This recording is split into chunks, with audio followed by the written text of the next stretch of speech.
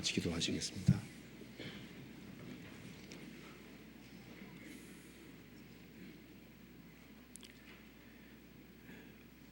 은혜와 사랑이 충만하신 하나님 아버지 감사합니다. 오늘도 저희들을 한자리에 불러 모아 주시고 하나님의 말씀으로 교훈받게 해주신 것을 감사드립니다. 오늘 이 말씀을 통해서 마음속에 있는 여러 가지 생각들이 정리될 수 있도록 도와주시고 우리의 행보를 말씀 위에 굳게 세워 주옵소서. 오늘 모든 시종 주 성령께서 두루 역사해 주시고 이 말씀이 마음속에 심기어질 수 있도록 역사해 주시고 도와주옵소서.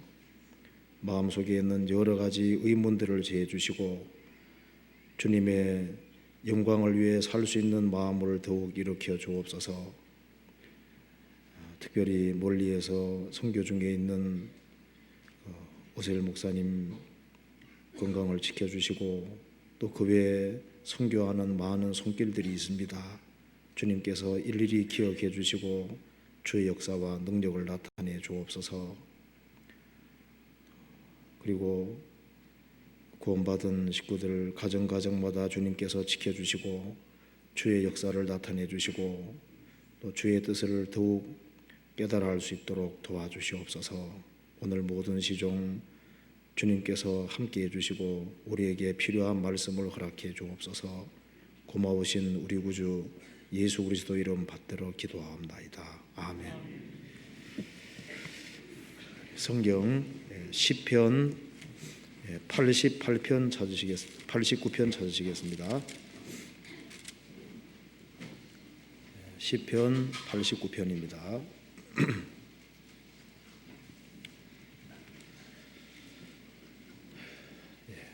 8절 9절을 제가 읽겠습니다.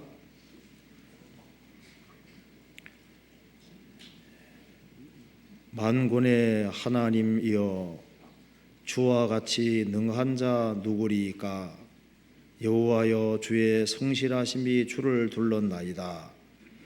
주께서 바다의 흉룡함을 다스리시며 그 파도가 일어날 때 평정케 하시나이다. 9절은 같이 한번 읽어보시겠습니다. 주께서 바다의 흉룡함을 다스리시며 그 파도가 일어날 때 평정케 하시나이다.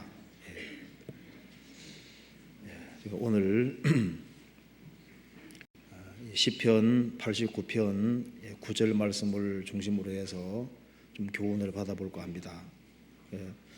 이게 주께서 바다의 흉룡함을 다스리시며 이 말씀을 같이 한번 생각해 보겠습니다. 그래서 바다의 흉룡함을 다스리시는 주라는 제목으로 조금 생각을 해보겠습니다. 바다는 다 보셨죠? 하나님께서 하나님이 직접 바다를 만드셨습니다. 시편 100편에 보면은 95편에 보면은 바다가 그의 것이라 그가 만드셨고 그런 말씀이 있습니다. 우리가 항상 보는 이 바다를 바로 성경을 주신 그 하나님께서 만드셨습니다. 그리고 바다를 만드시고 바다를 격동시켜서 그 파도로 소리치게 하시는 분이 바로 하나님이십니다. 우리가 바다를 생각해 보면은 바다에서 많은 것을 배우고 생각할 수 있습니다. 근데 오늘은 주로 하나님께서 만드신 이 바다 속에서 벌어지는 일들이 우리 신앙생활에 좀 중요한 교훈이 될 것 같습니다. 창세기부터 요한계시록까지 바다에 대한 말씀들이 아주 많이 있습니다. 근데 여기 특별히 주께서 바다의 흉룡함을 다스리시며 그 파도가 일어날 때 평정케 하시나이다. 실제 이런 일을 행하시죠. 바다의 흉룡함을 실제로 다스리고 계시고 그 파도가 일어날 때 평정케 하시나이다. 그와 동시에 여기에는 또 신령한 뜻과 교훈이 있을 수 있습니다. 그 인생이라는 바다에서 많은 파도가 일고 파도에 파도가 밀려올 수 있습니다. 그래서 이 자연계의 파도를 진정케 하시는 분이 하나님이시고, 바다의 흉룡함을 다스리시는 것처럼, 물질계에서도 그렇게 하시는 것처럼 인생살이 속에서도 하나님께서 그렇게 하시는 겁니다. 이게 바다의 흉룡함을 누가 다스리시느냐? 주께서 다스리신다고 했습니다. 그 파도가 일어날 때 평정케 하시나이다. 자연계 속에서도 그러고 인생 속에서도 주님께서는 그렇게 하고 계시는 겁니다. 세상 산다는 것 자체가 파도가 연속으로 밀려오는 것과 같을 겁니다. 누구든지 인생에 어려움이 다 있습니다. 그런데 우리 여기서 성경 전체를 중심으로 해서 좀 교훈을 받아볼까 합니다. 주께서 바다의 흉룡함을 다스리시며, 이걸 통해서 하나님은 바다만 다스리시는 것이 아니죠. 이 우주 전체를 지배하고 다스리시는 절대자가 계십니다. 그 하나님께서 바다의 흉룡함을 다스리고 그 파도가 일어날 때 평정케 하시는 것처럼 인생살이 속에서도 바다의 흉룡함 같이 많은 어떤 복잡한 문제들이 발생이 됩니다. 그리고 파도가 일어날 때, 파도가 몰려올 때 그 인생 파도도 있습니다. 그런데 그것을 누가 평정하고 진정케 하시느냐? 주께서 그렇게 하신다고 했습니다. 우리가 자연을 보고서 많은 것을 배울 수 있습니다. 그 웅장한 바다를 하나님께서 만드신 겁니다. 파도 치는 거 보면 사람의 어떤 압도감을 느끼지 않습니까? 그런데 그거보다 하나님은 훨씬 더 위대하신 분입니다. 그 위대하신 하나님께서 배후에 계시는 겁니다. 여기 시편 93편 3절 4절을 같이 한번 읽어보겠습니다. 93편 3절 4절입니다. 여호와여, 큰 물이 소리를 높였고 큰 물이 그 소리를 높였고 큰 물이 그 물결을 높이나이다. 높이 계신 여호와의 능력은 많은 물소리와 바다의 큰 파도보다 위대하시니이다. 장엄한 파도보다 그것을 만드신 주님은 더 위대하신 분입니다. 모든 피조물보다 더 높으신 분이 바로 하나님이신 겁니다. 근데 그 바다를 만드신 거기에 우리 중요한 뜻이 들어있을 겁니다. 우리 신앙생활에서도 중요한 뜻이 들어있을 거예요. 그래서 이 89편에 나와 있는 이 말씀은 실제적인 것을 말하는 동시에 또 이게 신앙적인 교훈이 있을 수 있습니다. 우리가 항상 요동하는 바다를 성경에서 세상이라고 표현하고 있는 구절이 많습니다. 그렇죠. 다니엘 7장에 보면은 이 바다에서 짐승이 나오는 걸 얘기를 하고 있는데요. 해석하기를 바다에서 짐승이 나오는데 그 짐승은 정치적인 권세, 나라들이라고 설명을 하고 있습니다. 그래서 이 항상 요동하는 바다, 그걸 성경에서 세상이라고 표현을 하고 있습니다. 하나님께서 바다를 왜 만들어 두셨을까요? 바다는 항상 불안정하지 않습니까? 우리가 사는 세상은 불안정한 세상입니다. 언제 무슨 일이 날지 말지 모르는 아주 험악한 세상에 우리가 살고 있다는 사실을 바다를 통해서 우리에게 무언으로 하나님이 설명해 주고 계실 겁니다. 그래서 이사야 17장에도 열국들을 가리켜서 바다라고 설명을 하고 있습니다. 그래서 우리가 이 바다를 이제 생각을 해보고 묵상을 했을 때 바다를 만들어 주신 거기에서 하나님을 느끼게 하고 또 하나님의 어떤 마음을 표현하시려고 인생에게 뭔가를 교훈해 주시려고 바다를 만들어 두셨을 겁니다. 그래서 항상 출렁이는 바다를 보고서 저것이 바로 세상의 모습이다.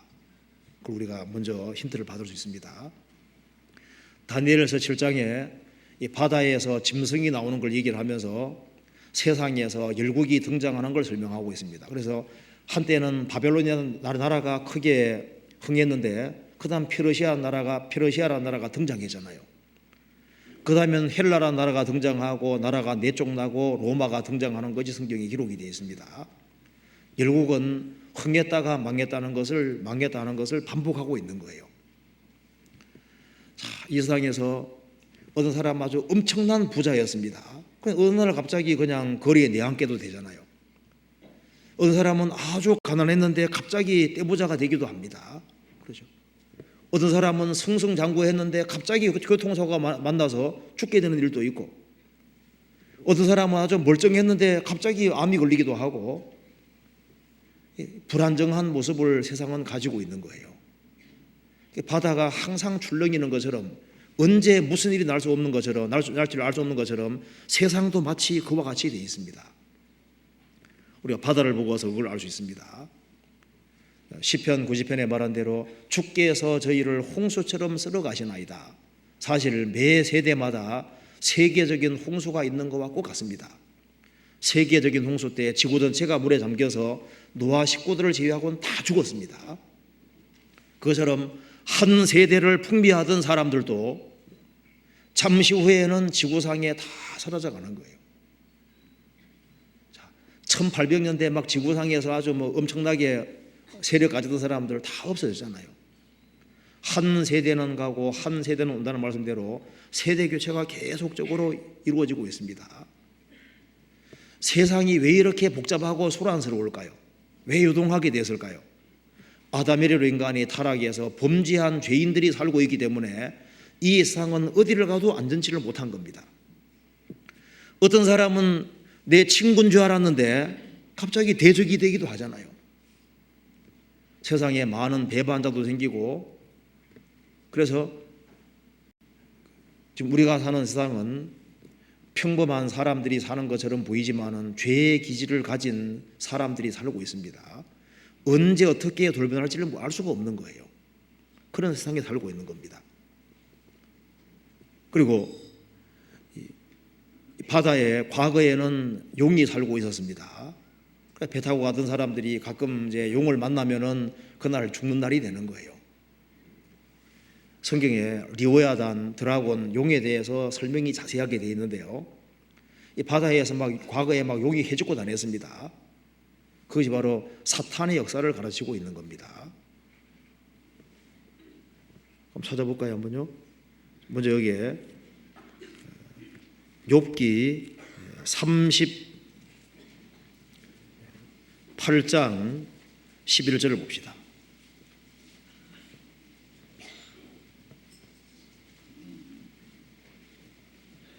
11절 같이 읽어보겠습니다.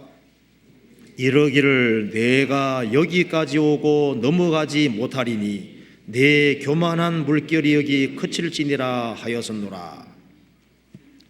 여기 물결 앞에 교만한 물결이 나와 있죠. 왜 여기에 교만한 물결이 여기 그칠지니라? 실제로 이 바다의 파도가 육지를 넘지 못하도록 하기 위해서 모래라는 금을 주셨습니다. 여기에 특별히 교만한 물결이라고 말한 이유는 사탄의 역사를 설명하기 위한 것도 될 겁니다. 마귀가 욥을 시험할 때 재산은 쳐도 몸은 건드리지 말아라, 여기까지라는 한계가 주어져 있습니다.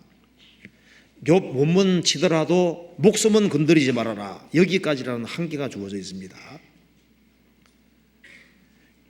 그래서 이 물결이 밀려오는 것처럼 이 사탄의 역사가 있지만은 그것을 막는 분이 하나님이십니다.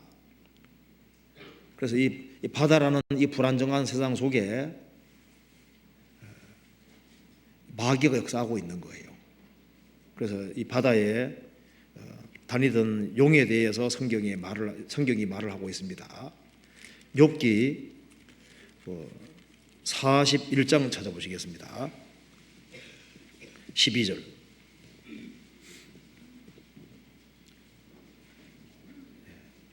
내가 악어의 지체와 큰 힘과 훌륭한 구조에 대하여 잠잠치 아니하리라. 여기 악어라고 되어 있는데 히브리 원어에는 리고야단으로 되어 있습니다. 그래서 우리나라 성경에는 악어라고도 번역하고 혹 용이라고도 번역을 했습니다. 이거 잠깐 좀 찾아봅시다. 이사야 27장 찾아봅시다. 이거 잠깐 접어두시고 다시 볼 거니까요. 이사야 27장 1절입니다. 자, 같이 한번 읽어보겠습니다. 그날에 여호와께서 그 견고하고 크고 강한 칼로 날랜 뱀 리워야단 꼬불꼬불한 뱀 리워야단을 벌하시며 바다에 있는 용을 죽이시리라. 용이라고 해놓고 3번 밑에 밑에 악어라고 되어 있죠.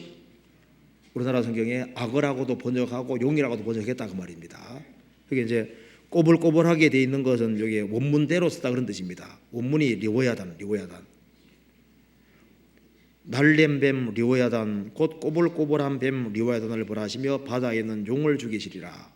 여기 이제 용은 우리나라의 악어라고도 번역했다 그 말입니다. 여기 이제 41장 보면 여기 리워야단을 가르치고 있습니다. 다시 한번 봅시다. 욥기 41장 13절 보시겠습니다. 누가 그 가죽을 벗기겠으며 그 아가미 사이로 들어가겠는고 누가 그 얼굴에 문을 열 수 있을까? 그 두루 있는 이가 두렵구나. 견고한 비늘은 그의 자랑이라 서로 연함이 봉한 것 같구나. 이것저것이 한데 붙었으니 바람도 그 사이로 들어가지 못하겠고 서로 연하여 붙었으니 능히 나눌 수도 없구나. 그것이 재채기를 한즉 광채가 바라고 그 눈은 새벽 눈꺼풀이 열림 같으며 그 입에는 횃불이 나오고 불똥이 뛰어나며 그 콧구멍에는 서는 연기가 나오니 마치 솥이 끓는 것과 갈대이 타는 것 같구나. 그 숨이 능히 숯불을 피우니 불꽃이 그 입에서 나오며. 악어는 아무리 봐도 불꽃이 안 나오죠. 그러니까 악어 아니고 용을 가리키는 거예요. 용을 가리키는 겁니다. 그래서 요한계시록 12장에 그 옛뱀, 곧 용을 가리켜서 마귀라고 성경에 설명을 하고 있습니다. 그러니까 마귀 설명하려고 이게 여기 이제 리워야단이 만들어져 있는 거예요. 그래서 한번 넘겨봅시다. 31절. 깊은 물로 솥의 물이 끓음 같게 하며 바다로 젓는 한기름 같게 하고 자기 뒤에 광채 나는 길을 내니 사람의 보기에 바닷물이 백발 같구나. 땅 위에는 그것 같은 것이 없나니 두려움 없게 지음을 받았음이니라. 모든 높은 것을 낮게 보고 모든 교만한 것의 왕이 되느니라. 교만한 것의 왕이 마귀죠. 마귀의 그림자로 리워야단 용을 만들었다 그 말입니다. 그래서 이게 얼마나 강한지 성경에 말한 대로 칼로 쓸지라도 작살도 소용없다고 했습니다. 너무 강했어요. 그래서 용이 한번 바다를 싹 지나가면은 깊은 물로 솥의 물이 끓음 같게 하며 바다로 젓는 향기름 같게 하고 자기 뒤에 광채 나는 길을 내니 사람 보기에 바닷물이 백발 같구나. 배가 아주 빨리 달아가면 뒤에 흰 물살이죠. 용이 빨리 지나가면 그렇게 물살이 인다 그 말입니다. 이것이 이제 과거에 휘젓고 다녔으니까 용 만나면 이제 그날 이제 죽는 날이 되는 거예요. 그처럼 이 바다에 왜 과거에 용이라는 걸 만들어 두셨냐 그 말입니다. 그 마귀 설명하려고 하는 겁니다. 자, 이 세상도 참 죄인들이 살고 있으니까 불안정한 세상입니다. 여기에 마귀까지 역사하고 있는 거예요. 그래서 예수님 성경이 말씀하기를 근신하라 깨어라 너희 대적 마귀가 우는 사자같이 돌아다니며 삼키를 잘 찾나니. 과거에 용을 죽일 수 있는 사람이 없었습니다. 인간이 아무리 강하다 할지라도 마귀를 이길 수 있는 것은 아닙니다. 성경이 하나님을 제외하고는 마귀를 이길 수가 없는 거예요. 그래서 이 마귀가 아주 역사하는 죄인만 사는 세상이 아니라 마귀가 역사하는 그런 세상에 지금 우리가 살고 있는 겁니다. 그래서 그리고 성경이 말씀하기를 이 파도를 가리켜서 환난과 역경이라고 설명하고 있는데요. 나중에 찾아볼 겁니다. 이 세상에 바다가 조용한 게 아니잖아요. 그래서 이 풍파가 생기는 겁니다. 그래서 환난과 역경이 오고 파도에 파도가 밀려오는 것처럼 큰 인생에서 큰 파도가 올라오기도 하는 겁니다. 그 그걸 통해서 우리가 지금 어떤 세상에 살고 있는지를 보라고 바다를 만들어 주신 것도 됩니다. 나는 지금 안정되게 살고 있다. 천만의 말씀입니다. 언제 무슨 일이 생길지 모르고 바다에 파도가 있는 것처럼 이 지구상에 무슨 일이 생길지도 알 수 없는 겁니다. 이젠 살만하다. 진짜 그럴까요? 언제 무슨 일이 생길지를 알 수가 없는 겁니다. 또 성경에 말씀하기를 이 구원받지 못한 죄인의 마음을 가리켜서 요동하는 바닷물결 같다고 했습니다. 우리가 구원받지 아니한 사람들 마음속을 들여다볼 수 있다면 그들의 마음은 파도와 비슷한 거예요. 안정돼 보이지만 안정된 것이 아닙니다. 항상 마음이 요동하고 있는 거예요. 그래서 세상 풍조에 쉽게 휩쓸립니다. 마음에 안정된 것이 없는 거예요. 구원받지 아니한 사람들의 모든 사람들 마음속을 들여다보시면은 요동하는 바닷물결 같다는 말이 사실일 겁니다. 성경에서 찾아봅시다. 이사야 57장입니다.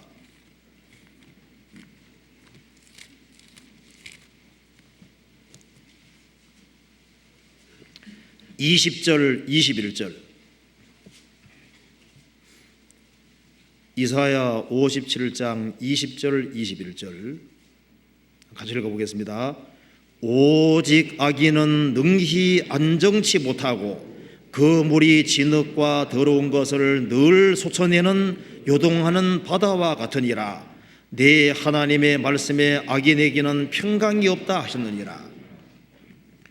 경제적으로 안정이 되어 있으면 편안한 건 있을지라도 평강이 있는 것은 아닙니다. 늘 더러운 것을 솟아내는 요동하는 바닷물결 바다와 같으니라. 대 하나님 말씀에 악인에게는 평강이 없다 하셨느니라.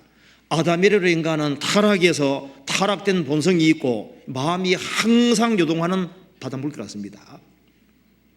이 죄악이 계속 끓어오르고 있고 정함이 없는 마음을 가지고 있는 거예요. 주님 말씀하시기를 믿음이 없고 패역한 세대여라고 말씀하셨는데 우리 시대가 꼭 그와 같은 시대입니다. 과거 어떤 시대보다 우리 시대는 안정이 훨씬 더 없는 시대입니다. 그렇죠? 여론에 따라서 텔레비전에 따라서 방송에 따라서 마음이 그냥 우르르 왔다 갔다 하지 않습니까? 얼마나 그렇게 마음의 요동이 많은지 몰라요. 악인은 그렇지 않으며 바람에 나는 겨와 같도다. 바람에 날려다니는 겨와 같이 안정이 없습니다. 바람 부는 대로 다니는 거예요. 세상 풍조 따라 다니고 있습니다. 아무 안정이 없는 거예요. 근데 하나님은 인생을 사랑하십니다. 그런 줄 알고 바다를 만드셨을 겁니다. 이 세상이 어떤 곳인지를 그대로 정말 이 세상의 모습을 그대로 보여주려고 바다를 만드셨을 거 아니에요. 바다 보고서 배우라고. 우리가 바다 같은 세상에 살고 있다는 것을 설명해 주기 위할 겁니다. 그게 그런 뜻이 담겨 있을 수 있습니다. 그렇잖아요. 근데 왜 하나님께서 인생들이 그렇게 많은 그 파도를 주시고 역경을 주시고 어려움을 주실까요? 죄인들로 하여금 하나님을 찾게 하기 위한 목적이 있을 겁니다. 우리가 가만히 생각해 봐요. 우리가 어떻게 해서 소원의 항구로 들어오고 주님께로 오게 됐을까? 만사가 형통하고 잘 됐으면은 풍파가 없었다면은 주님께 과연 왔을까? 아마 그렇지 않았을 겁니다. 왜 이 세상에서 이 세상이라는 바다에서 왜 하나님께서 파도에 파도를 주시고 갈등을 주시고 왜 그렇게 하셨을까요? 비록 인간이 타락했다 할지라도 인생이 멸망하기를 원치 않으셨기 때문에 그럴 겁니다. 여기 구원받으신 분 중에 한번 생각해 보시면요, 모든 일이 순조롭게 잘 풀리기만 했으면 주님께 왔을까요? 안 그럴 수 있는 겁니다. 악인일지라도 풍파에 풍파를 계속 만나면은 그 속에서 이 세상은 기댈 곳이 못 되다는 걸 깨닫게 되고 그래서 안전한 항구를 찾게 되지 않습니까? 그죠? 바다가 불안정하다는 걸 느끼면 느낄수록 항구를 갈망하게 되는 거예요. 그처럼 이 세상에서 많은 갈등과 어려움을 겪는 가운데 이 세상이 내 쉴 곳이 아니라는 것을 참으로 아는 사람은 위로 눈을 들게 되어 있고 하나님을 찾게 되어 있는 겁니다. 성경에 말씀하기를 주께서 인생으로 고생하며 근심하게 하심이 본심이 아니시로다. 인생에게 고생과 수고와 슬픔 준 것은 본 마음이 아니라고 했습니다. 보옵소서 내게 큰 고통을 더하신 것은 내게 평안을 주리 하심이라. 주께서 나의 영혼을 사랑하사 멸망의 구덩이에서 건지셨고 나의 모든 죄는 주의 등 뒤에 던지셨나이다. 왜 인생에서 풍파를 주셨느냐? 주님 품으로 인도하기 위해서입니다. 그렇잖아요. 성경 찾아봅시다. 시편 107편 찾아봅시다. 107편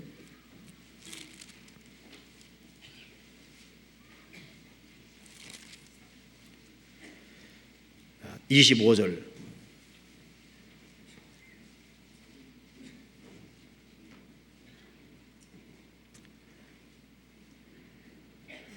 여호와께서 명하신즉 광풍이 일어나서 바다 물결을 일으키는도다.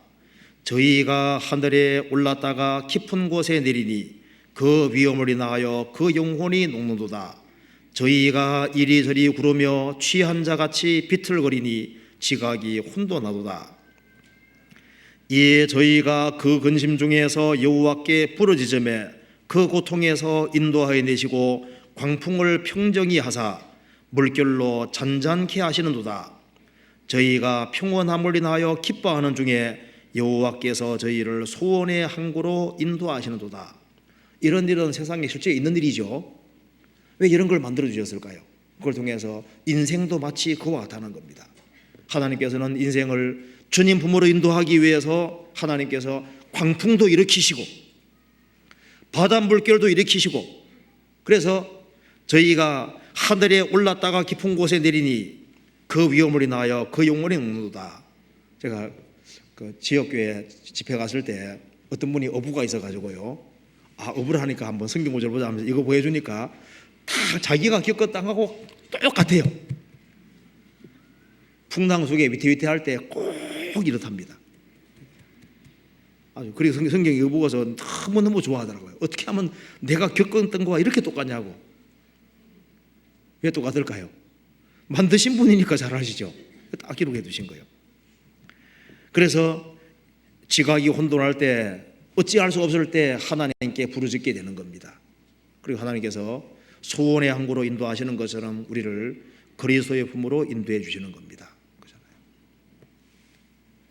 이 성경 속에 예수님이 십자가의 고통을 받으셨습니다. 예수님이 그 당하시는 고통을 성경에서 파도로 이렇게 표현을 하고 있습니다. 그래서 이 성경에서 이 파도가 밀려오는 이거 자체를 가리켜서 그 환난과 역경을 그렇게 표현을 하고 있는 거예요. 그래서 이 지구상에 그 파도가 있다는 것이 그걸 뭘 설명해 주는 거냐면 인생에 엄청난 환난과 고난이 올 수 있다는 걸 보여주고 있는 겁니다. 한번 찾아봅시다. 시편 69편입니다.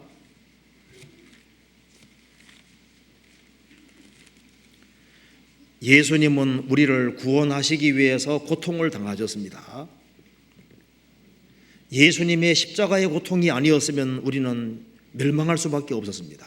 예수님이 당하신 고난을 이렇게 파도로 표현을 하고 있습니다. 시편 69편 1절입니다. 하나님이여 나를 구원하소서. 물들이 내 영혼까지 흘러 들어왔나이다. 내가 설 곳이 없는 깊은 수렁에 빠지며 깊은 물에 들어가니 큰 물이 내게 넘치나이다. 예수님의 혼란을 이렇게 설명을 하고 있습니다. 8절. 내가 내 형제에게는 손님이 되고 내 모친의 자녀에게는 외인이 되었나이다.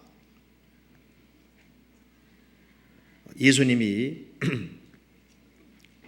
공생의 당시에 형제들도 예수님을 믿지 않았습니다. 내 모친 마리아의 자녀에게는 외인이 되었나이다. 형제들이라도 안 믿었다고 생각이 되잖아요. 그리고 69편 12절, 성문에 앉은 자가 나를 말하며 취한 무리가 나를 가져 노래하나이다. 예수님은 종교가들에게도 또 이 세상 것에 취한 사람에게 많은 조롱을 받았습니다. 그리고 21절 같이 읽어보겠습니다. 저희가 쓸개를 나의 식물로 주며 갈할 때 초로 마시워 싸우니. 예수님이 십자가 달리셨을 때 저희가 쓸개를 나의 식물로 주며, 예수님 목마르다 하실 때 초로 마시워 싸우니. 예수님의 고통을 이렇게 표현하고 있습니다. 그리고 예수님이 당하시는 고통을 깊은 물에 들어가서 파도 속에서 아주 고통받는 것으로 이렇게 표현을 하고 있는 겁니다. 예수님이 아주 중한 고통받은 것을 이렇게 파도로 표현을 하고 있는 거예요. 시편 22편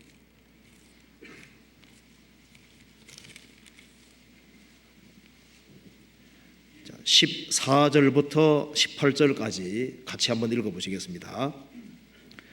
나는 물같이 쏟아졌으며 내 모든 뼈는 어그러졌으며 내 마음은 촛밀 같아서 내 속에서 녹았으며 내 힘이 말라 질그릇 조각 같고 내 혀가 이틀에 붙었나이다. 주께서도 나를 사망의 진토에 두셨나이다. 개들이 나를 애워쌌으며 악한 무리가 나를 눌러 내 수족을 찔렀나이다. 내가 내 모든 뼈를 셀 수 있나이다. 저희가 나를 주목하여 보고 내 겉옷을 나누며 속옷을 제비 뽑나이다. 예수님 오시기 천년 전에 다윗이 예언한 겁니다. 요약하면 이렇게 되죠. 예수님이 십자가 못 박히실 때 겉옷을 뺏기고 속옷을 뺏겼습니다.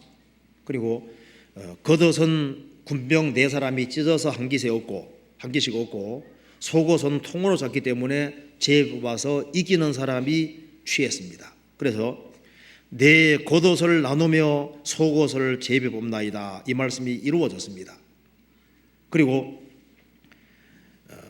16절에 말한 대로 개들이, 유대 종교가들이 예수님 애워싸고 악한 무리가 나를 둘러, 로마 군병들이 예수님을 둘러서 어떻게 했습니까? 내 수족을 찔렀나이다. 예수님 양손 양발에 못이 박혔잖아요. 그리고 14절에 나는 물같이 쏟아졌으며 피가 물처럼 쏟아졌습니다. 그리고 내 모든 뼈는 어그러졌으며 뼈가 탈골이 됐습니다. 내 힘이 말라 질그릇 조각 같고 내 혀가 이틀에 붙었나이다. 피를 더 많이 쏟은 겁니다. 이틀에 붙었나이다. 십자가에 대한 생생한 묘사인데 예수님이 당하시는 그 고통을 파도가 넘쳐 들어오는 것으로 이렇게 표현을 하고 있는 겁니다. 그 예수님이 세상에 오셔서 33년의 생애를 살면서 인간이 겪을 수 있는 모든 것을 다 겪으신 것을 가리켜서 파도라고 표현을 하고 있는 겁니다. 그 예수님의 그 중한 고통을 통해서 우리가 십자가 공로를 통해서 우리가 구원을 받고 그리스도인이 되고 하나님의 성도가 된 겁니다. 그러면 성도가 된 우리가 주님이 오실 때까지는 세상에 살고 있잖아요. 우리는 불안정한 세상, 마치 바다와 같은 세상에 살고 있는 것과 똑같은 겁니다. 구원을 받아도 풍파와 파도가 없느냐? 있습니다. 있어요. 자, 구원을 받고 난 이후에 성도에게 오는 풍파를 한번 생각해 봅시다. 성도에게 어떤 풍파가 올까요? 죄값은 지불됐습니다. 그렇지만은 우리 속에 뭐가 있습니까? 죄의 기질은 그대로 남아 있습니다. 사라지지 않은 거예요. 그래서 찬송가에도 죄악의 파도가 많으나 그 노래 있죠. 죄악의 파도가 많으나, 그 말씀처럼 죄값은 지불됐지만은 영원한 속죄고 죄값은 다 지불됐지만은 죄의 기질은 남아 있습니다. 그래서 죄의 기질이 남아 있기 때문에 이 죄악의 파도가 내게 계속 밀려오는 거예요.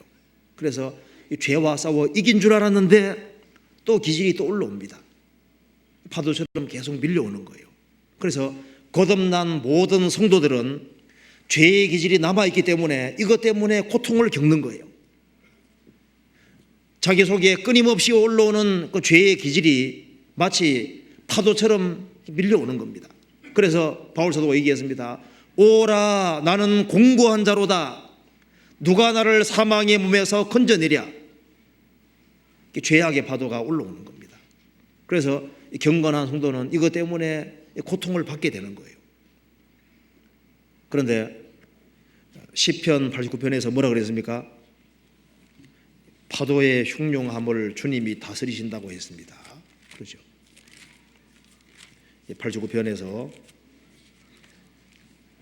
주께서 바다의 흉룡함을 다스리시며 그 파도가 일어날 때 평정케 하시나이다. 오라, 나는 공고한 자로다. 누가 나를 이 사망의 몸에서 건져내랴. 그 파도가 일어날 때 평정케 하시나이다. 바다의 파도를 평정케 하는 것처럼 우리 내적으로 올라오는 파도도 있습니다. 그것을 주님께서 평정케 할 수 있는 능력이 있으신 겁니다. 청년은 혈기가 있잖아요. 육신적인 것이 계속 올라옵니다. 청년이 무엇으로 그 행실을 깨끗게 하리이까? 주의 말씀을 따라 삼갈 것이니이다. 내가 주께 범죄치 아니하리 하여 주의 말씀을 내 마음에 두었나이다.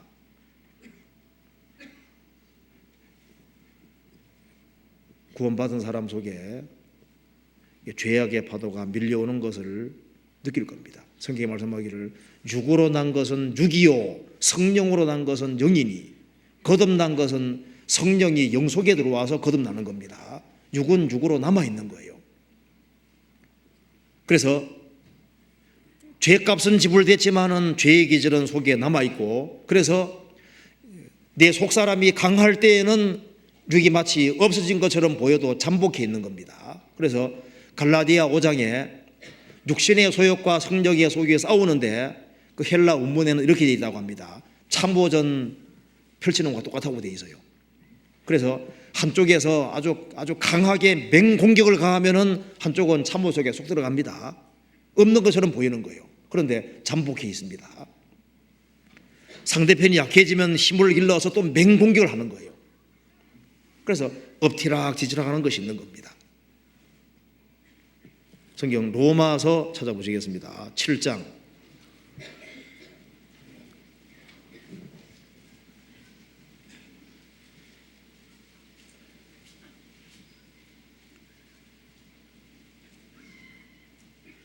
19절입니다.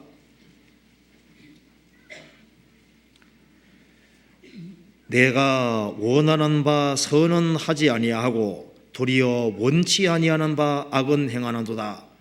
만일 내가 원치 아니하는 그것을 하면 이를 행하는 자가 내가 아니요 내 속에 거하는 죄니라. 그러므로 내가 한 법을 깨달았노니 곧 선을 행하기 원하는 나에게 악이 함께 있는 것이로다.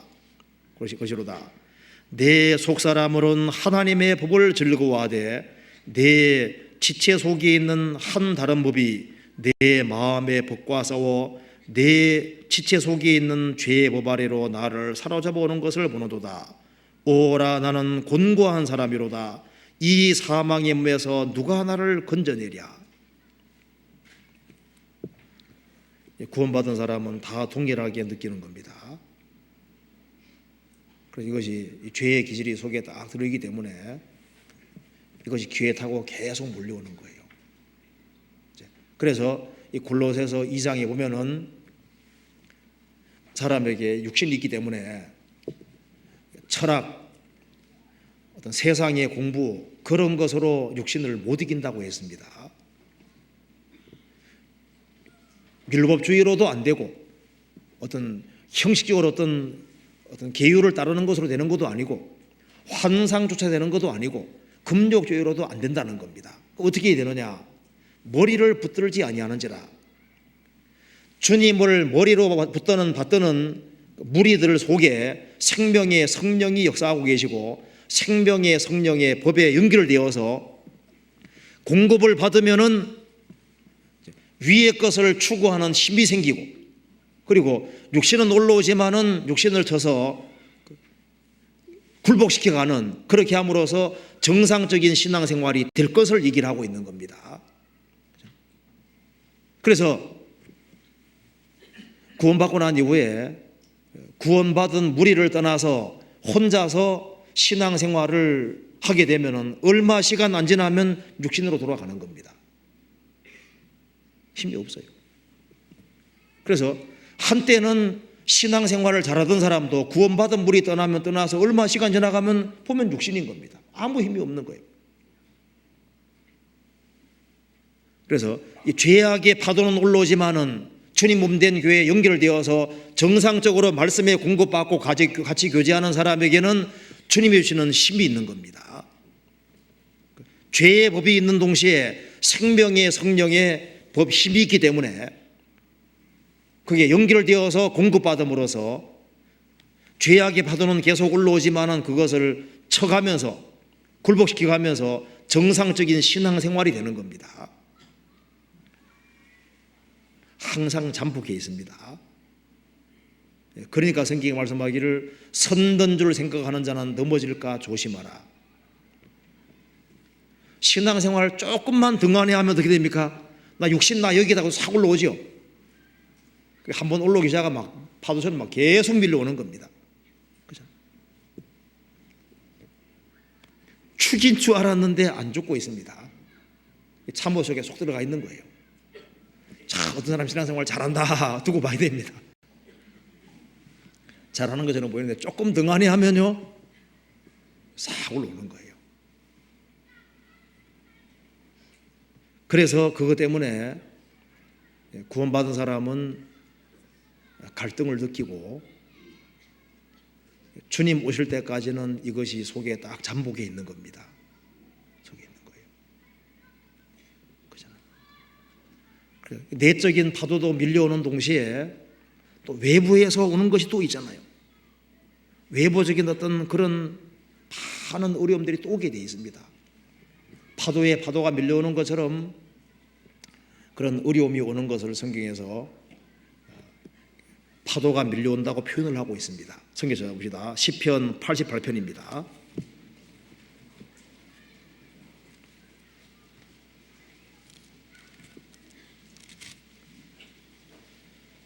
6절입니다.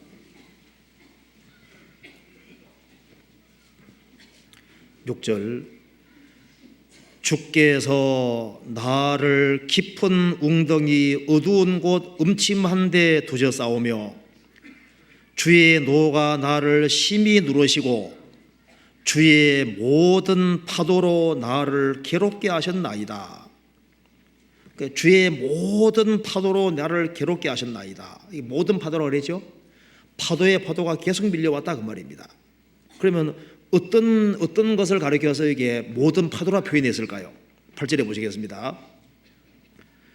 주께서 나의 아는 자로 내게서 멀리 떠나게 하시고 나로 저희에게 가정되게 하셨사오니 나는 갇혀서 나갈 수 없게 되었나이다.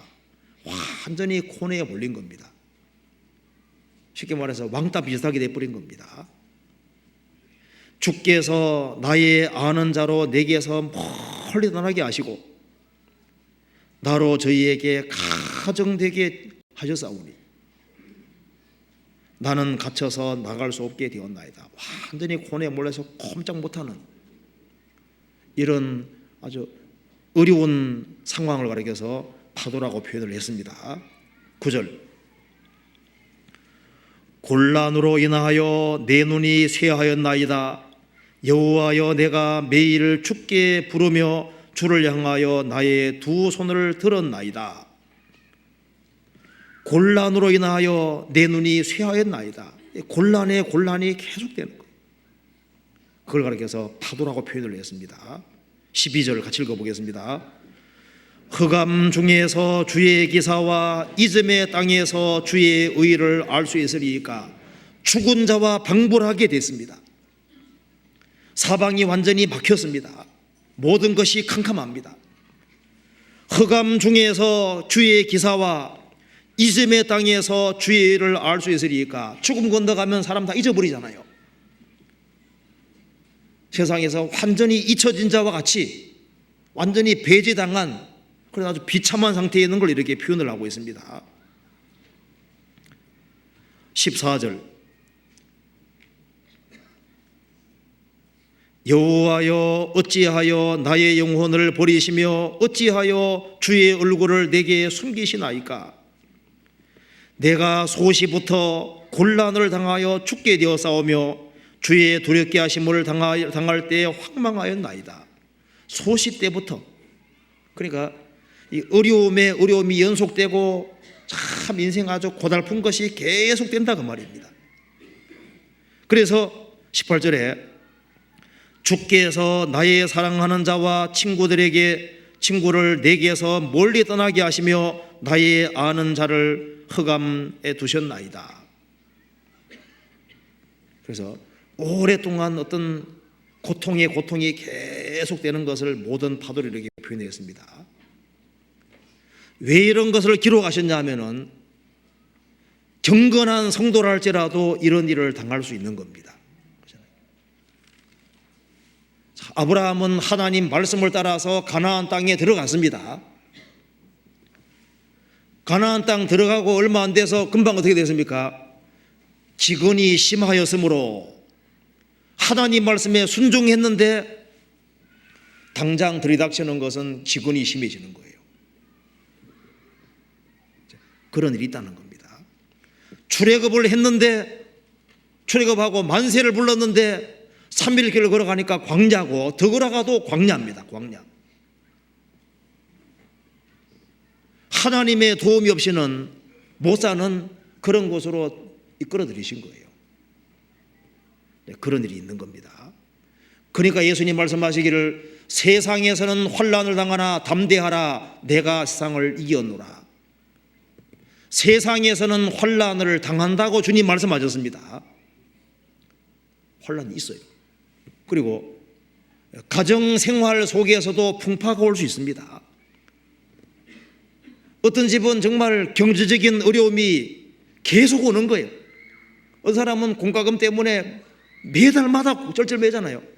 이제 겨우 조달했는데 그 다음에 또 한 달 또 다가오잖아요. 또 조달하면 또 오는 거예요. 이거 세를 내야 되는데 그 어려움이 계속 온다고 말입니다. 이제는 좀 남편이 좀 좋아졌는가 싶으면 또 남편이 말썽 부리거든요. 이젠 좀 고쳐졌겠지 하는 또 말썽을 또 부리는 거예요. 파도가 계속 옵니다. 자녀가 이젠 좀 고쳐졌겠지 또 말썽 부리고, 고쳐졌겠지 말썽 부리고, 그럴 수도 있습니다. 인생에서 별일들이 다가오는 거예요.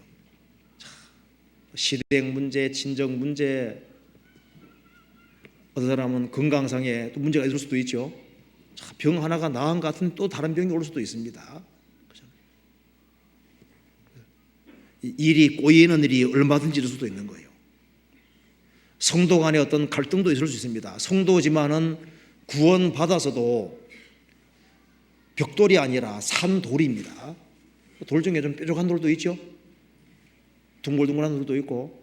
그래서 성도가 아직 구원받았지만은 모난 부분이 있기 때문에 그것 때문에 상처받는 사람도 있다 그 말입니다. 그거로 고통받을 수도 있어요.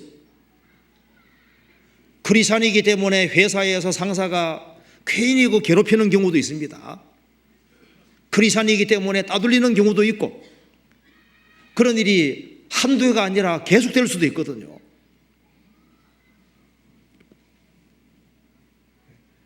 이 세상이 그렇게 안정된 곳이 아닙니다. 그러니까 주님이 왜 이런 것을 인생에게 보여주실까요? 이 세상은 우리가 궁극적으로 영원히 살 곳이 아니라는 것을 항상 설명해 주고 있는 겁니다. 언제 무슨 일이 날지 모르는 거예요.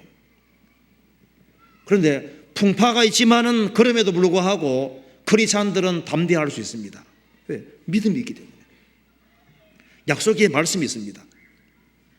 자, 야곱이 만일 11번째 요셉이 죽은 것이 아니라 살았다는 걸 알았으면 그렇게 슬퍼는 안 했을 겁니다. 그렇죠?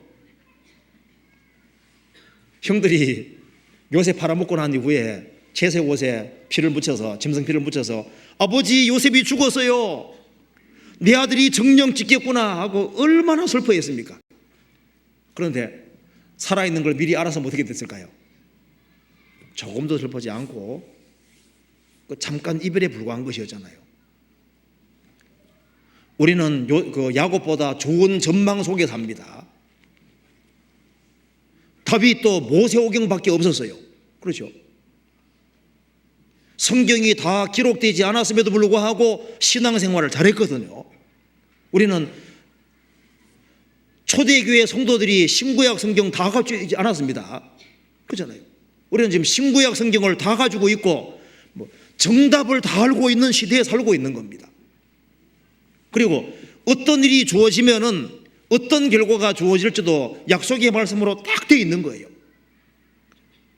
그래서 어떤 풍파가 있다 할지라도 성경에 정답이 딱 기록되어 있으니까 약속의 말씀을 믿는 사람은 안정된 마음을 가질 수 있는 겁니다. 주의 법을 사랑하는 자에게는 큰 평안이 있으니 저희에게 장애물이 없으리이다. 인생에서 왜 장애물이 없겠습니까? 장애물이 계속 될 수 있죠. 그렇지만은 주의 법을 사랑하는 자에게는 큰 평안이 있으니 저희에게 장애물이 없으리. 왜 없을까요? 약속이 믿어지기 때문에 뛰어넘을 수 있는 거예요. 파도에 포다가 오지만은 그 뛰어넘을 수 있는 힘이 있습니다. 믿음 있는 사람은 뛰어넘을 수 있고, 믿음이 있다는 것은 하나님의 약속이 믿어지는 사람이랑 말과 연결되어 있습니다. 또한 주님의 사랑이 있기 때문에 그 사랑이 있는 사람은 이길 수 있는 거예요. 성경 찾아봅시다. 아가서 8장에 보시겠습니다. 아가서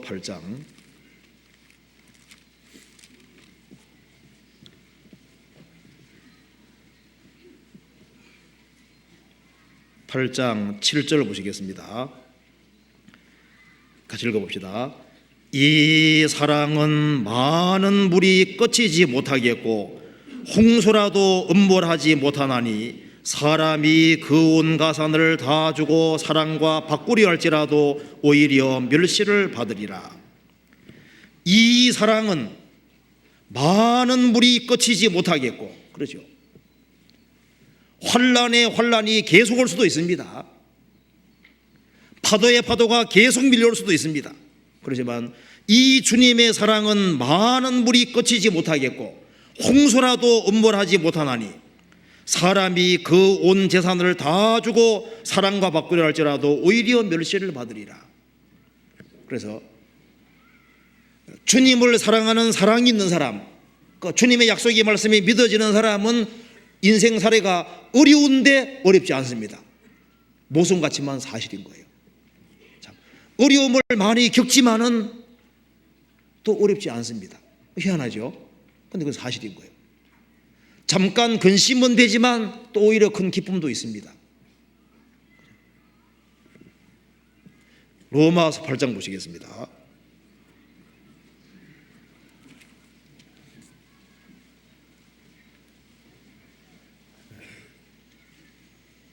(8장) 35절 36절입니다. 같이 읽어보겠습니다. 누가 우리를 그리스도의 사랑에서 끊으리요? 환난이나 곤고나 핍박이나 기근이나 적신이나 위험이나 칼이랴. 기록된 바 우리가 종리를 주를 위하여 죽임을 당케 되며 도살할 양같이 여김을 받았나이다 함과 같으니라. 그러나 이 모든 일에 우리를 사랑하시는 이로 말미암아 우리가 넉넉히 이기느니라. 그리고 개인만 풍파를 만나는 것이 아닙니다. 교회도 큰 풍파를 만날 수 있습니다. 초대교회 당시에 예루살렘 교회에 큰 핍박이 있었습니다. 그래서 사도회는 다 흩어졌다고 되어 있잖아요. 그리고 이제 로마 시대 때 10명의 황제들에 의해서 교회가 아주 엄청난 핍박을 받았습니다. 교회도 파도에 바다가 몰려올 수 있습니다. 그래서 순교자가 제일 많이 생긴 데가 교회잖아요. 초대교회 당시에 유대인들이 크리스천들을 얼마나 죽이려 하고 교회를 얼마나 없애보려고 했습니까? 교회적으로도 많은 파도가 올 수 있습니다. 그런데 걱정할 것이 없죠. 왜냐하면 주님 말씀하시기를 너는 베드로라 내가 이 반석 위에 내 교회를 세우리니 음부의 권세가 이기지 못하리라. 주님의 교회를 주님이 세우신다고 말씀하셨습니다. 음부의 권세가 이기지 못하리라. 마귀가 바로하고 마귀가 공격을 파도처럼 계속할 수도 있습니다. 그렇지만은 교회의 머리로 계신 주님께서 계시기 때문에 넉넉히 이기는 거예요. 시편 124편 찾아보시겠습니다. 124편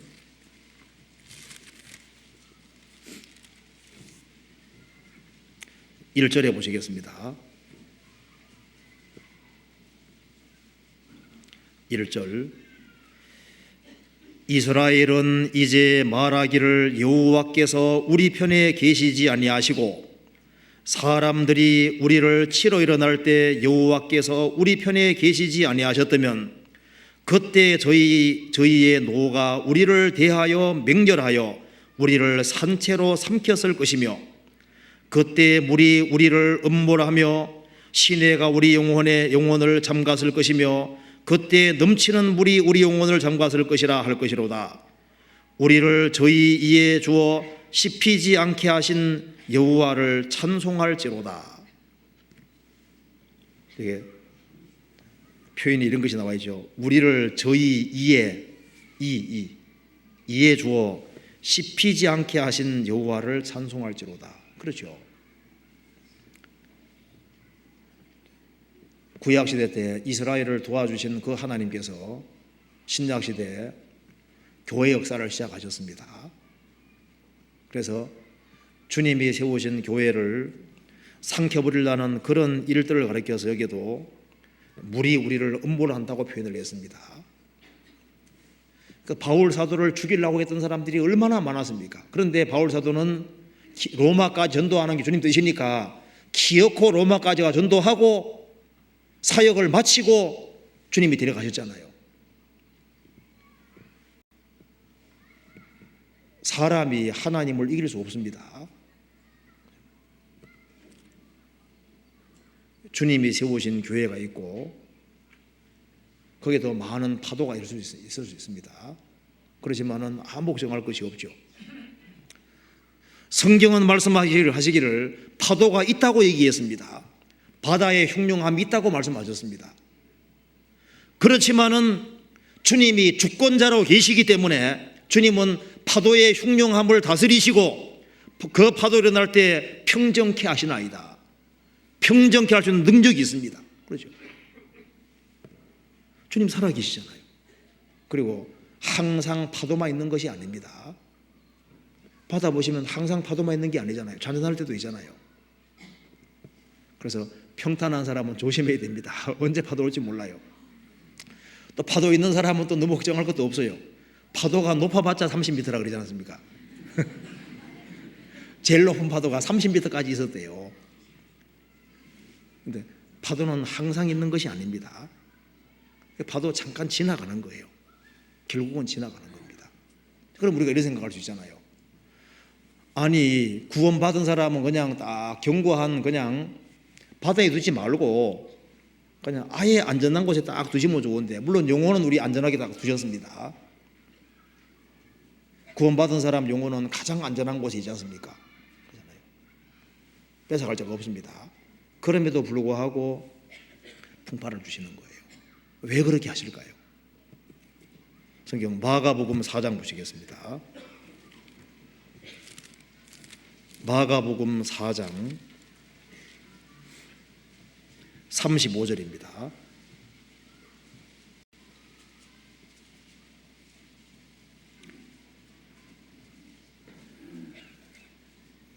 그날 저물 때 제자들에게 이르시되 우리가 저편으로 건너가자 하시니 저희가 무리를 떠나 예수를 배에 계신 그대로 모시고 가매 다른 배들도 함께 하더니 큰 광풍이 일어나며 물결이 부딪혀 배에 들어와 배에 가득하게 되었더라. 예수께서는 그물에서 베개를 베시고 주무시더니 제자들이 깨우며 가로되 선생님이여 우리의 죽게 된 것을 돌아보지 아니하시나이까 하니 예수께서 깨어 바람을 꾸짖으시며 바다들어 이르시되 잠잠하라 고요하라 하시니 바람이 그치고 아주 잔잔하여지더라. 이에 제자들에게 이르시되 어찌하여 이렇게 무서워하느냐 너희가 어찌 믿음이 없느냐 하시니 저희가 심히 두려워하여 서로 말하되 저가 뉘기에 바람과 바다라도 순종하는고 하였더라. 여기 예수님께서 이렇게 말씀하셨습니다. 35절에 그날 저물 때 제자들에게 이르시되 우리가 저편으로 건너가자. 갈릴리 바다 저편으로 건너가자. 누가 말씀하신 겁니까? 주님이 직접 제안하셨습니다. 바다 저편이라는 목적지를 알려주시고 저편으로 가자 그렇게 말씀하셨습니다. 이것도 일종의 하나의 우리 인생의 중요한 그림이 될 수 있습니다. 세상 사람은 목적지 없는 인생을 살고 있잖아요. 열심히 달려가지만은 목적지가 없습니다. 구원 안 받은 사람은 방향이 없는 거예요. 결국은 전부 다 무덤으로만 달려가고 있습니다. 구원 받아야만 목적지가 생기는 거예요.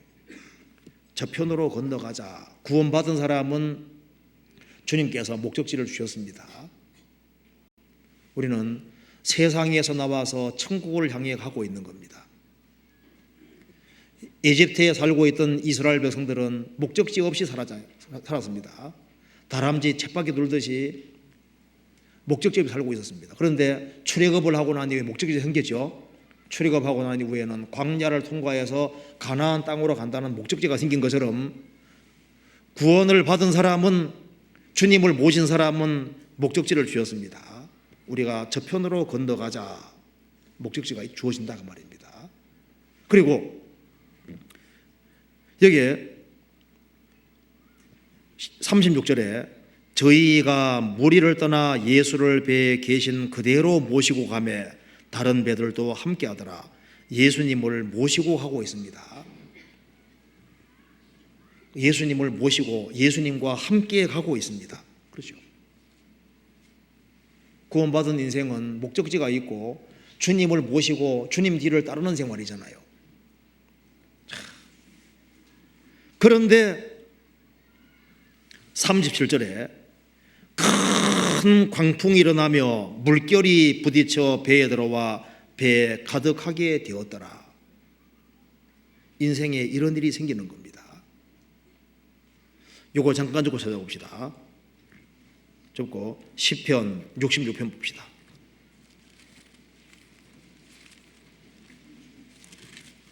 (66편) 9절입니다.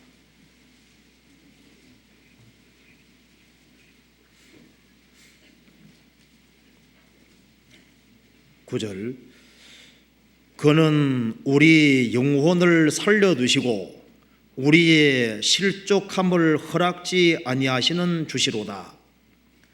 하나님은 우리 영혼을 살려두시고 구원받은 사람이 실족하는 건 허락하지 않으십니다. 그런데 영혼이 실족하지는 않게 하시지만은 단련을 시키는 거예요. 10절 하나님이여 죽기의 소리를 시험하시되 우리를 단련하시기를 은을 단련함 같이 하셨으며 우리를 끌어 그물에 들게 하시며 어려운 짐을 우리 허리에 두셨으며 사람들로 우리 머리 위로 타고 가게 하셨나이다. 우리가 불가물을 통행하였더니 죽기의 소리를 끌어내사 풍부한 곳에 들이셨나이다. 영혼은 실족하지 않게 하시되 단련은 시키시고 물과 불은 통과하게 하신다 그 말입니다. 예수님을 모시고 가는데 예수님이 함께 하시니까 실족할 리가 없잖아요. 그런데 풍파는 생기는 겁니다. 마가복음 4장 37절 봅시다. 37절 큰 광풍이 일어나며 물결이 부딪혀 배에 들어와 배에 가득하게 되었더라. 이것이 한순간이 아닐 겁니다.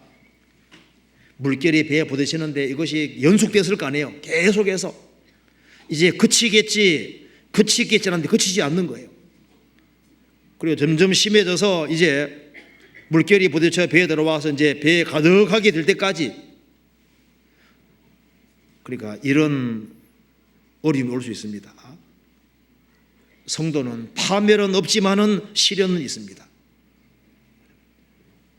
그럼에도 불구하고 예수님은 침묵을 지키고 계십니다. 38절 예수께서는 고물에서 베개를 베시고 주무시더니 제자들이 깨우며 가로되 선생님이여 우리의 죽게 된 것을 돌아보지 아니하시나이까 하니, 예수님은 콜콜 주무시는 거예요. 내가 당하는 고통을 알고 있는지 없는지 콜콜 주무시고 계시는 겁니다. 고통이 계속되는데 하나님은 멀리 서 있는 것처럼 보이는 거예요. 어쩌면 하나님이 이렇게 무심하실까 그런 생각이 들 만큼 어려움이 계속되고 완전히 코너에 몰리는 이런 일도 있을 수 있다는 것을 여기에 보여주고 있습니다. 자, 그런데 주님이 보고 계실까요? 안 보고 계실까요? 주님이 주무시고 계시지만 보고 있습니까? 안 보고 있습니까? 다 보고 있잖아요. 어떻게 하는가 보잖아요. 주님이 이런 코너에 몰아가실 때, 고난 당할 때 잊지 말아야 될 것이 있습니다. 침묵도 가만히 있는 것도 뭡니까? 하나님의 응답입니다. 침묵하는 것도 하나님의 응답입니다. 때로는 범죄 때문에 침묵할 수도 있는 것이고, 또 한 가지는 더욱 간절히 부르짖게 하기 위해서 침묵할 수도 있습니다. 아직은 주님이 간섭할 때가 아니기 때문에, 주님은 가장 적절한 시간대를 아시기 때문에 침묵할 수도 있습니다. 주님 보고 계신 것이 사실이기 때문에 어떤 경우에도 실망하지 말고 기다려야 되는 거예요. 그렇잖아요. 주님의 뜻과 계획이 있습니다. 큰 풍파가 있을 때는 그만한 뜻이 있는 거예요.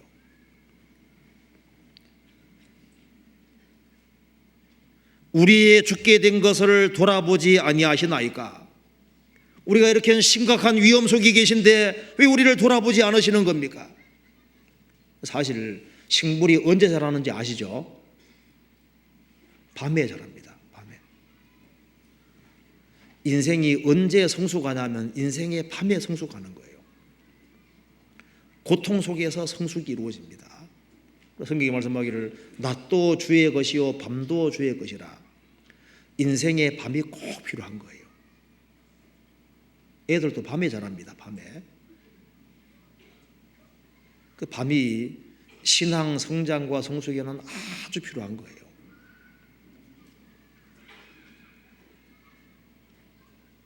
그런데 이런 일이 구원받은 사람에게 틀림없이 주어지게 되는 거예요.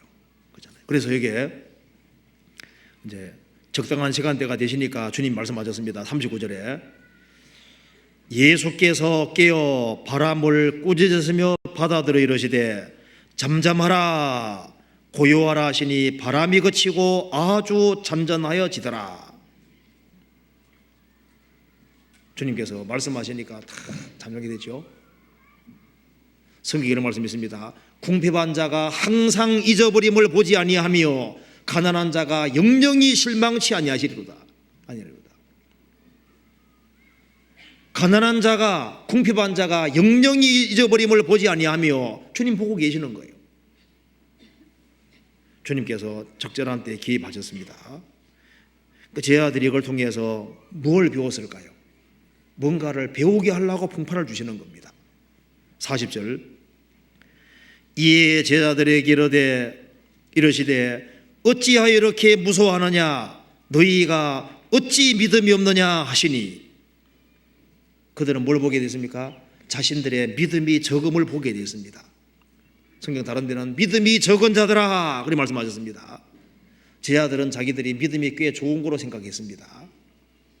그런데 이런 엄청난 일을 당하는 가운데 예수님이 함께 있음에도 불구하고 너무나도 두려워했잖아요.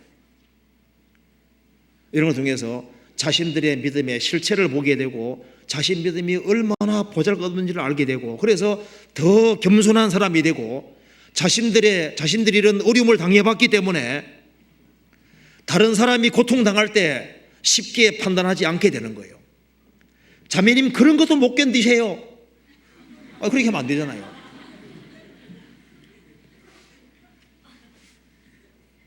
안 당해봤으니까. 당하는 사람은 자매님 병 들었으면 기뻐해야죠. 말은 좋은데 기뻐되냐고. 이게 자기가 안 당해봤으니까. 너무 심하게 아파 보면요, 뭐 텔레비전 소리고 노래 소리고 다 듣기 싫은 거예요. 아파 보지 아니한 사람은 그걸 알 수도 없잖아요. 그러니까 자기가 이렇게 어려움 속에 딱 들어가면은 다른 사람이 고통받을 때 그 사람이 그렇게 할 때 성경적이진 않지만은 이해는 된다 그 말입니다. 저렇게까지는 하지 말아야 되지만은 이해는 되거든요. 그리고 기도해 줄 수 있게 되는 거잖아요. 그리고 이런 걸 통해서 좀 더 겸손한 자가 되고, 그리고 남의 약점을 담당할 수 있는 사람이 되는 겁니다. 그리고 저희가 심히 두려워하여 서로 말하되 저가 뉘기에 바람과 바다라도 순종하는 거였더라. 여기서 뭘 알아갑니까?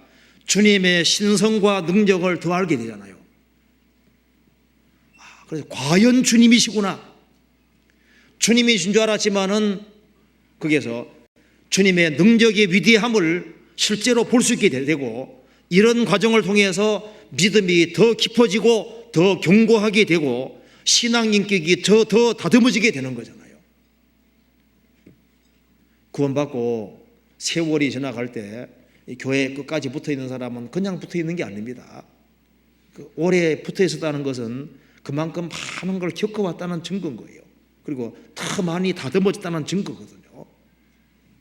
그래서 견고하게 되고 좀 더 성숙하게 나아가게 되는 겁니다. 그렇잖아요. 그들은 시련을 통해서 더 성장하게 됐습니다. 그렇잖아요.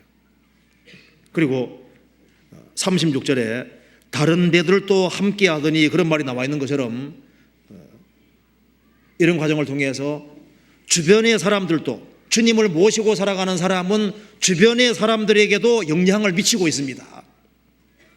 내가 시련 당할 때 어떻게 하느냐, 그걸 주변도 보고 있잖아요. 거기서 극한 어려움에서 또 건진받는 걸 볼 때 주변 사람들이 과연 주님은 살아계시구나, 그걸 알게 되고 더 좋은 영향도 미치게 되는 겁니다. 욥도 인생의 파도를 많이 겪었습니다. 바울 사도도 얼마나 많은 파도를 겪었습니까? 구원받은 사람도 여러 가지 모양으로 환난을 당합니다. 그리고 이 파도는 한 번 오는 것이 아니고 여러 번 올 수도 있어요. 그래서 성경에 말씀하기를 형통한 날에는 기뻐하고 곤고한 날에는 생각하라. 하나님이 이 두 가지를 병행하게 하사 장래 일을 능히 헤아려 알지 못하게 하셨느니라. 형통한 자는 기뻐하고 곤고한 자는 생각하라고 했습니다. 이런 것이 반복되는 것이 인생이고 신앙생활 속에서도 이런 일이 반복될 수 있기 때문에 그런 것이 올 때는 올 것이 왔구나 이렇게 수용해야 되는 거예요. 그렇지 않습니까? 시편 89편 다시 한번 봅시다.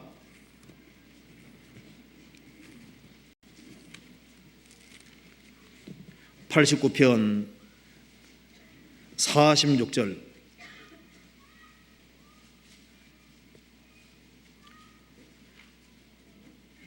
여호와여 언제까지니이까? 스스로 영원히 숨기시리이까?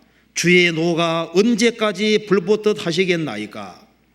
여호와여 언제까지니이까? 언제까지니이까? 시편 105편에 답이 나와 있죠. 여호와의 말씀이 응할 때까지라. 답이 그러니까 이것이 계속되는 게 아니다 그 말입니다. 언제까지니까 주님만이 아시는 한계가 있습니다. 욥도 시련당할 때 언제까지, 이스라엘 민족이 환난당하는 것도 언제까지라는 한계가 있습니다. 요셉도 하나님 말씀이 응할 때까지라는 한계가 있는 거예요. 우리 인생에도 고난이 한계가 어디까지라는 것이 있습니다. 그래서 인생의 파도가 올 때 희망을 잃어서는 안 됩니다. 이제 나는 어쩔 수 없어 포기하면 안 되죠. 하나님이 안 계시다면 포기해야죠. 하나님이 계십니다. 9절에 89편 9절입니다. 주께서 바다의 흉룡함을 다스리시며 그 파도가 일어날 때 평정케 하시나이다. 주님은 바다의 흉룡함을 다스리시는 분이고 그 파도가 일어날 때 평정케 하시는 분입니다. 우리 인생에서도 인생에서 파도가 생기죠. 인생에도 아주 흉흉한 일들이 생기고 파도가 일어납니다. 인생 파도가 이렇게 생기지만은 주님이 계십니다. 그렇기 때문에 실망하면 안 되는 거예요. 하나님이 안 계시다면 실망해야죠. 파도가 생길 때, 일어날 때 그게 잠기면 안 됩니다. 죄악의 파도에 잠겨서는 안 되죠. 나는 어쩔 수 없어 포기하면 안 됩니다. 죄악의 파도가 계속 밀려온다 할지라도 어느 사람 말합니다. 나에게는 죄악의 파도가 너무 거세다는 겁니다. 유혹의 오기 계속 몰려오고 안 된다는 거예요. 안 되는 게 아닙니다. 여기 말씀하기를 주께서 그 파도가 일어날 때 평정케 하시나이다. 주님께 나아가면 주님이 세워주십니다. 나는 어쩔 수 없어 아니죠. 주님이 계시는 거예요. 환난과 역경과 어려움이 너무너무 심할 때 그래도 포기하지 말아야 됩니다. 왜? 주님은 그 파도가 일어날 때 평정케 하시나이다. 오직 여호와를 앙망하는 자는 새 힘을 얻을 것이다.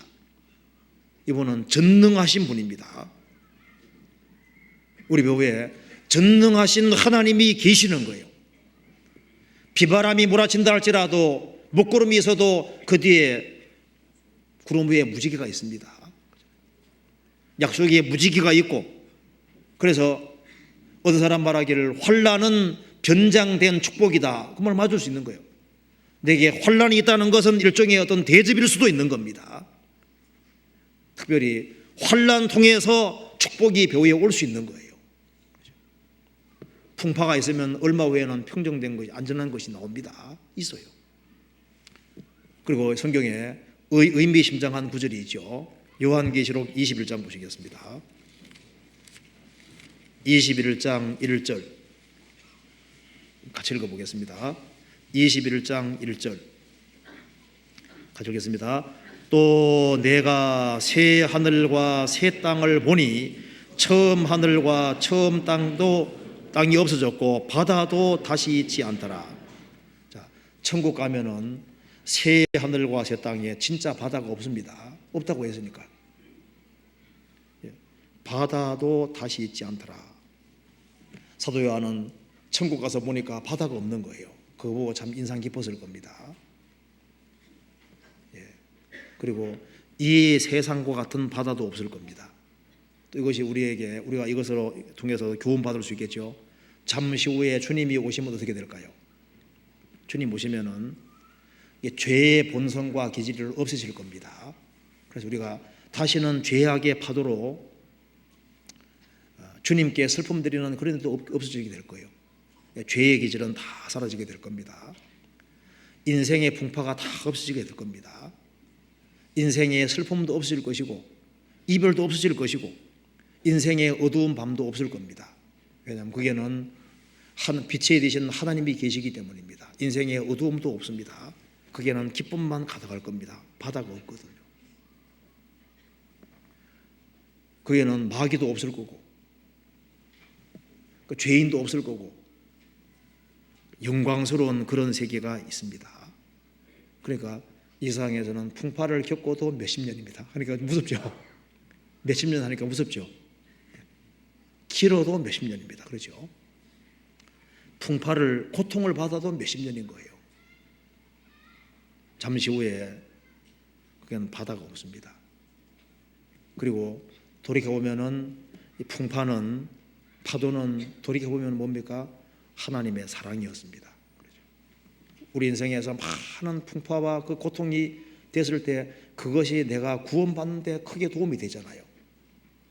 아프지만은 내가 신앙이 성장하는 데 도움이 됐습니다. 이 성경 속에서 하나님 앞에 쓰임받은 인물치고 고통과 쓰라림을 당하지 않은 사람이 없잖아요. 돌이켜봤을 때 그것이 다 하나님의 축복이고 하나님의 사랑이었습니다. 그래서 하나님이 왜 파도를 주시느냐? 그건 특별한 사랑입니다. 그렇기 때문에 어떤 파도가 오든지 그것을 감사함으로 받는 것이 필요할 겁니다. 시편 136편에 말씀했죠. 모든 것을 감사하라고 말씀하시면서 특별히 광야를 통과하게 하신 것을 감사하라. 주님께서 특별히 어려움을 주실 때 사랑해서 주셨다고 믿으면 틀림없습니다. 그래서 로마서 5장에 말씀하기를 기뻐한다는 말이 세 군데 나와 있습니다. 우리는 하나님의 영광을 바라고 즐거워한다. 하나님 안에서 즐거워한다. 그리고 환난 중에도 즐거워한다고 했습니다. 현재 구원받은 사람은 주님 안에 들어와 있기 때문에 주님 안에서 즐거워하고, 점차 주님의 영광 속에 들어갈 것을 알기 때문에 즐거워하고, 환난 중에도 즐거워한다. 왜냐하면 환난이 만들어내는 결과를 알기 때문에. 환난은 인내를 만들어내고, 인내는 연단받는 인격 만들어내고, 그리고 그 뒤에 소망을 만들어낸 줄 알기 때문에 기뻐한다고 했습니다. 우리는 구원받아 주님 안에 있기 때문에 기쁜 거예요. 주님의 영광 속에 들어가고 영원한 축복에 들어갈 것이 확실하니까 기뻐하고, 잠시 환난 주는 것도 기뻐한다 그 말입니다. 왜? 환난 속에서 무엇인가 만들어지고, 우리는 지금은 이해가 안 되지만은 좋은 것이 만들어지고 있는 거예요. 그렇기 때문에 성경에서 감사라고 말씀하셨습니다. 주님은 파도의 흉흉함을 다스리시는 분입니다. 그래서 인생에 어떤 파도가 있고 여러 가지 어려움이 있다 할지라도 그것은 하나님의 사랑이고, 또 그것을 멈추게 할 수 있는 능력은 주님께 있습니다. 그리고 잠시 허락하신 거기에는 또 귀한 뜻이 있을 겁니다. 같이 기도하시겠습니다.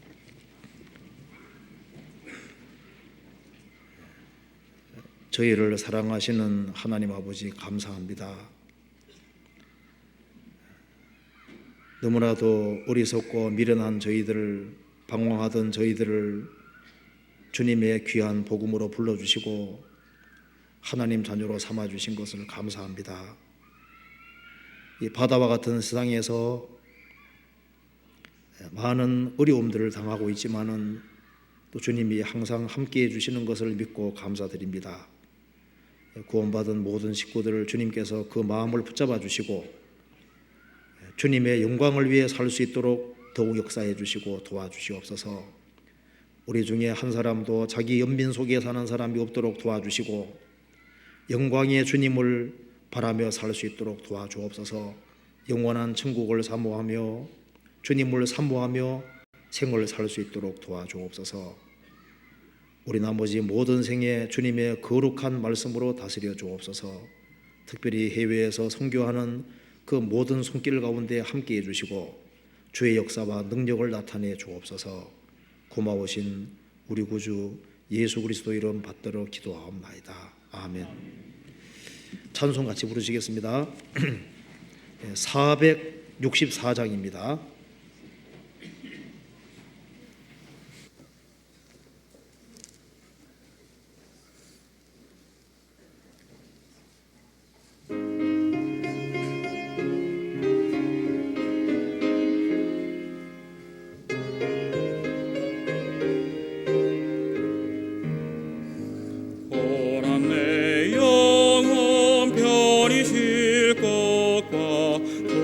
동강이라도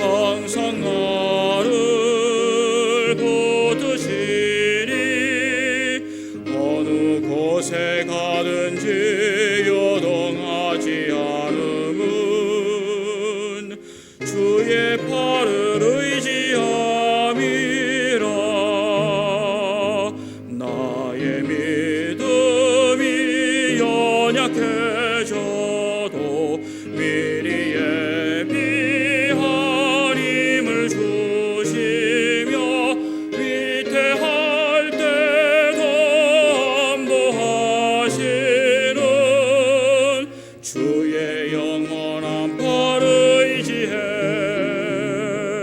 주의 영원하신 팔 함께 하사 항상 나를 붙드시리 어느 곳에 가든지 요동하지 않음은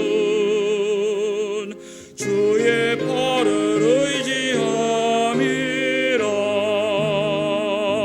능치 못한 것 주께 없으니 나의 일생을 주께 맡기며 나의 모든 짐 대신 지시는 주의 영원한 팔을 의지해 주의 영원하신 팔 함께 하사 항상 나를 붙드시니 어느 곳에 가든지 요동하지 않음은 주의 팔을 의지함이라. 광고 없습니다. 안녕히 돌아가십시오.